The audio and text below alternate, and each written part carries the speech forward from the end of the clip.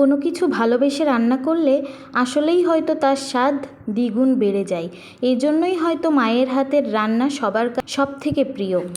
সেদিন আমি রান্না করেছিলাম পনির মশলা।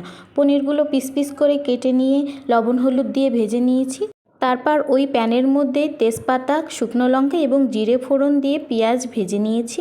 তারপর টমেটো আর রসুনের পেস্ট দিয়ে ভালো করে কষিয়ে নিচ্ছি। সাথে সাথে আমি কষানোর জন্য সমস্ত মশলা দিয়ে দিয়েছি। মশলাটা কষানো হয়ে গেলে একটু বাদামের পেস্ট অ্যাড করে দিয়েছি।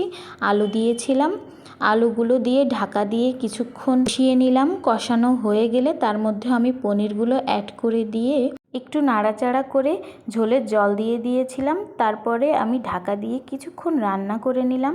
যখন হয়ে এসেছিল তখন একটু স্বাদমতো চিনি এবং উপর দিয়ে একটু গরম মশলা ছড়িয়ে দিয়ে আরও 5 মিনিট মতো ঢাকা দিয়ে রান্না করে নিলেই রেডি পনির মশলা।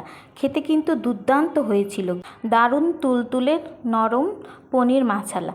আজ তাহলে এ পর্যন্তই।